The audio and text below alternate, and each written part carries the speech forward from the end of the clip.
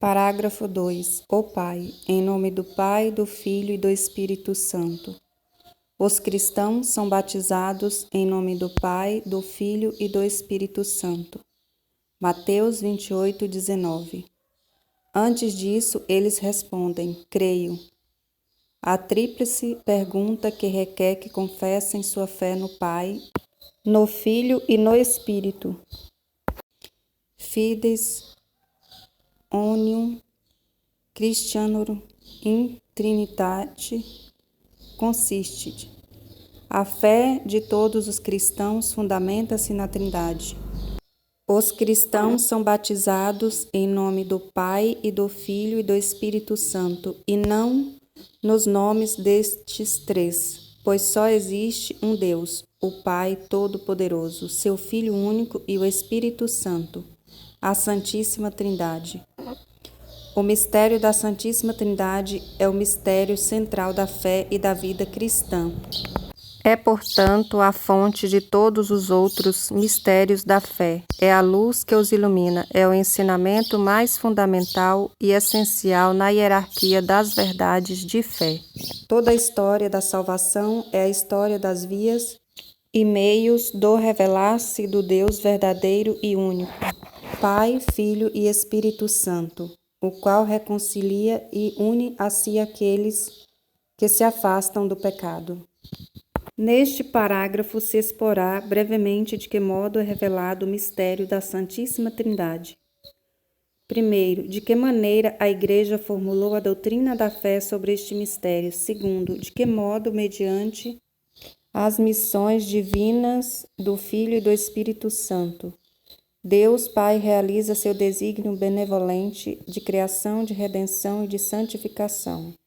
Terceiro, os padres da Igreja distinguem entre a teologia e a oikonomia, designando com o primeiro termo o mistério da vida íntima do Deus Trindade e com o segundo todas as obras de Deus por meio das quais ele se revela e comunica sua vida. É mediante a oikonomia que nos é revelada a teologia, mas inversamente é a teologia que ilumina toda a oikonomia.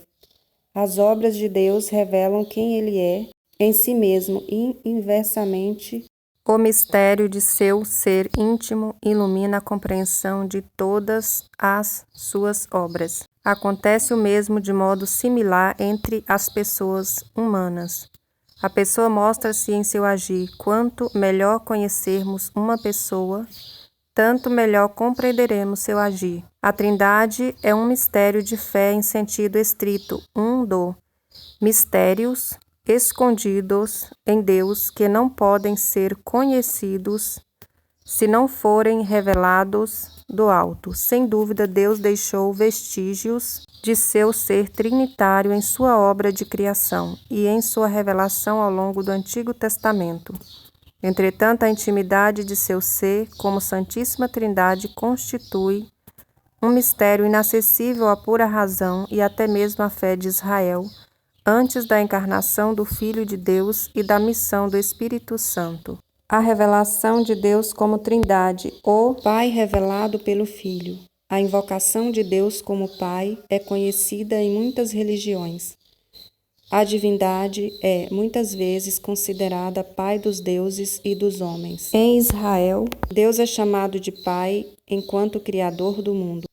Deus é Pai mais ainda em razão da aliança e do dom da lei a Israel, seu filho primogênito. Êxodo 4, 22. É também chamado de Pai do rei de Israel. Muito particularmente, ele é o Pai dos pobres, do órfão e da viúva, que estão sob sua proteção de amor. Ao designar a Deus com o nome de Pai, a linguagem da fé indica principalmente dois aspectos. Deus é a origem primeira de tudo e a autoridade transcendente, e ao mesmo tempo é bondade e solicitude de amor para todos os seus filhos. Esta ternura paterna de Deus pode também ser expressa pela imagem da maternidade, que indica mais a imanência de Deus, a intimidade entre Deus e sua criatura. A linguagem da fé inspira-se assim na experiência humana dos pais, genitores, que, de certo modo, são os primeiros representantes de Deus para o homem. Entretanto, esta experiência humana ensina também que os pais humanos são falíveis e que podem desfigurar o rosto da paternidade e da maternidade. Convém então lembrar que Deus transcende a distinção humana dos sexos. Ele não é nem homem nem mulher, é Deus. Transcende também a paternidade e a maternidade humanas. Embora o tendo como origem e modelo, ninguém é pai como Deus o é. Jesus revelou que Deus é pai num sentido inaudito. Não o é somente enquanto Criador, mas é eternamente pai em relação a seu Filho único, que só é eternamente filho em relação a seu Pai. Ninguém conhece o Filho senão o Pai, e ninguém conhece o Pai senão o Filho, e aquele a quem o Filho quiser revelar. Mateus 11, 27.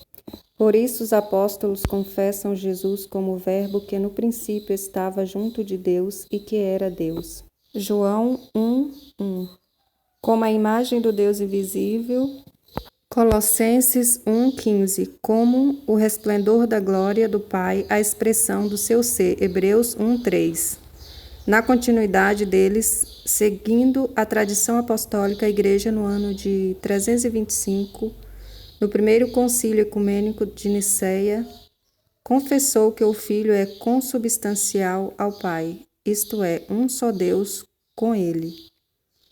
O segundo concílio ecumênico, reunido em Constantinopla em 381, conservou esta expressão em sua formulação do Credo de Niceia e confessou: o Filho único de Deus, gerado do Pai antes de todos os séculos, luz da luz, Deus verdadeiro de Deus verdadeiro, gerado não criado, consubstancial ao Pai. O Pai e o Filho revelados pelo Espírito. Antes de sua Páscoa, Jesus anuncia o envio de outro Paráclito, defensor, o Espírito Santo. Ele, atuante desde a criação, que falou pelos profetas, está agora junto dos discípulos e presente neles, para ensiná-los e conduzi-los à verdade plena. João 16:13. Assim, o Espírito Santo é revelado como outra pessoa divina em relação a Jesus e ao Pai. A origem eterna do Espírito revela-se em sua missão temporal. O Espírito Santo é enviado aos apóstolos e à Igreja tanto pelo Pai, em nome do Filho, como pelo Filho em pessoa, depois de seu retorno para junto do Pai. O envio da pessoa do Espírito após a glorificação de Jesus revela em plenitude o mistério da Santíssima Trindade. A fé apostólica no tocante ao Espírito foi confessada pelo Segundo Concílio Ecumênico em 381. Em Constantinopla, cremos no Espírito Santo, que é Senhor e que dá a vida. Ele procede do Pai. Com isso, a Igreja reconhece o Pai como a fonte e a origem de toda a divindade. A origem eterna do Espírito Santo não deixa, porém, de estar vinculada à do Filho.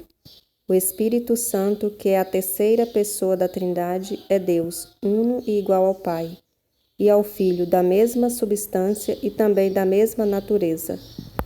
Contudo, não se diz que ele é somente o Espírito do Pai, mas ao mesmo tempo o Espírito do Pai e do Filho. O credo da Igreja do Concílio de Constantinopla confessa: com o Pai e o Filho ele recebe a mesma adoração e a mesma glória. A tradição latina do credo confessa que o Espírito procede do Pai e do Filho. Filioque. O Concílio de Florença em 1438 explicita: o Espírito Santo tem sua essência e seu ser subsistente ao mesmo tempo do Pai e do Filho e procede eternamente de ambos, como de um só princípio e por uma única expiração, uma vez que tudo o que é do Pai, o Pai mesmo deu a seu Filho único, ao gerá-lo excetuado seu ser de Pai, esta própria procedência do Espírito Santo a partir do Filho, ele a tem eternamente de seu Pai, que o gerou eternamente. A afirmação do Filioque não figurava no símbolo professado em 381 em Constantinopla. No entanto, com base em uma antiga tradição latina e alexandrina, O Papa São Leão já o havia confessado dogmaticamente em 447, antes que Roma conhecesse e recebesse em 451 no Concílio de Calcedônia o símbolo de 381. O uso desta fórmula no credo foi sendo admitido pouco a pouco na liturgia latina entre os séculos 8 e 11. Todavia, a introdução pela liturgia latina do filioque no símbolo niceno-constantinopolitano constitui ainda hoje um ponto de discórdia em relação às igrejas ortodoxas. A tradição oriental põe em relevo, antes de tudo, a origem primeira do Pai em relação ao Espírito. Ao confessar que o Espírito procede do Pai, João 15:26, ela afirma que o Espírito procede do Pai pelo Filho. A tradição ocidental põe em relevo, primeiro, a comunhão consubstancial entre o Pai e o Filho, afirmando que o Espírito procede do Pai e do Filho. Filioque. Ela o afirma de forma legítima e racional, pois a ordem eterna das pessoas divinas em sua comunhão consubstancial implica não só que o Pai seja a origem primeira do Espírito, enquanto princípio sem princípio, mas também enquanto Pai do Filho único, que seja com ele o único princípio do qual procede o Espírito Santo. Esta legítima complementaridade, se não for radicalizada, não afeta a identidade da fé na realidade do mesmo mistério confessado. A Santíssima Trindade na doutrina da fé, a formação do dogma trinitário. A verdade revelada da Santíssima Trindade esteve, desde as origens, na raiz da fé viva da Igreja, principalmente por meio do batismo. Ela encontra sua expressão na regra da fé batismal, formulada na pregação, na catequese e na oração da Igreja. Tais formulações já se encontram nos escritos apostólicos, como na seguinte saudação retomada na liturgia eucarística. A graça do Senhor Jesus Cristo, o amor de Deus e a comunhão do Espírito Santo estejam com todos vós. 2 Coríntios 13:13. No decurso dos primeiros séculos, a Igreja procurou formular mais explicitamente sua fé trinitária, tanto para aprofundar sua própria compreensão da fé, como para defendê-la de erros que a estavam deformando. Isso foi obra dos concílios antigos, ajudados pelo trabalho teológico dos padres da Igreja e apoiados pelo senso da fé do povo cristão. Para a formulação do dogma da Trindade, a Igreja teve de desenvolver uma terminologia própria, recorrendo a noções de origem filosófica, substância, pessoa ou hipóstase, relação, etc. Ao fazer isso, não submeteu a fé a uma sabedoria humana, mas imprimiu sentido novo, inaudito a esses termos, chamados a significar, a partir daí, também um mistério inefável que supera infinitamente tudo o que nós podemos compreender dentro do limite humano. A Igreja utiliza o termo substância, às vezes também traduzido por essência ou por natureza, para designar o ser divino em sua unidade, o termo pessoa ou hipóstase, para designar o Pai, o Filho e o Espírito Santo em sua distinção real entre si. O termo relação para designar o fato de a distinção entre eles residir na referência de uns aos outros. Dogma da Santíssima Trindade. A Trindade é una, não professamos três deuses, mas um só Deus em três pessoas. A Trindade consubstancial. As pessoas divinas não dividem entre si a única divindade, mas cada uma delas é Deus por inteiro. O Pai é aquilo que é o Filho é aquilo que é o Pai. O Espírito Santo é aquilo que são o Pai e o Filho. Isto é, um só Deus por natureza. Cada uma das três pessoas é esta realidade, isto é, a substância, a essência ou a natureza divina. As pessoas divinas são realmente distintas entre si. Deus é único, mas não solitário, Pai, Filho, Espírito Santo. Não são simplesmente nomes que designam modalidades do ser divino, pois são realmente distintos entre si. Aquele que é o Pai não é o Filho, e aquele que é o Filho não é o Pai, nem o Espírito Santo. É aquele que é o Pai ou o Filho. São distintos entre si por suas relações de origem. É o Pai que gera, o Filho que é gerado, o Espírito Santo que procede. A unidade divina é trina. As pessoas divinas são relativas umas às outras, por não dividir a unidade divina. A distinção real das pessoas entre si reside unicamente nas relações que as referem umas às outras. Nos nomes relativos das pessoas, o Pai é referido ao Filho, o Filho ao Pai, o Espírito Santo aos dois. Quando se fala destas três pessoas, considerando as relações, se crê, todavia, em uma só natureza ou substância, pois tudo é uno neles. Tudo é uma única coisa, sem relação de oposição. Por causa desta unidade, o Pai está todo inteiro no Filho, todo inteiro no Espírito Santo, o Filho está todo inteiro no Pai, todo inteiro no Espírito Santo, o Espírito Santo todo inteiro no Pai, todo inteiro no Filho. Aos catecúmenos de Constantinopla, São Gregório Nazianzeno, denominado também o teólogo, confia o seguinte resumo da fé trinitária. Antes de todas as coisas, conservai-me este bom depósito, pelo qual vivo e combato, com o qual quero morrer, que me faz suportar todos os males e desprezar todos os prazeres. Refiro-me à profissão de fé no Pai e no Filho e no Espírito Santo. Eu hoje a confio a vós. É por ela que daqui a pouco vou mergulhar-vos na água e vos tirar dela. Eu a dou a vós como companheira e dona de toda a vossa vida. Dou-vos uma só divindade e poder, que existe una nos três e que contém os três de maneira distinta. Divindade sem diferença de substância ou de natureza, sem grau superior que eleve ou grau inferior que rebaixe. A infinita connaturalidade é de três infinitos. Cada um considerado em si mesmo é Deus todo inteiro. Deus, os três considerados juntos. Nem comecei a pensar na unidade, sou envolvido no esplendor da Trindade. Nem comecei a distinguir a Trindade, sou reconduzido à unidade. As obras divinas e as missões trinitárias.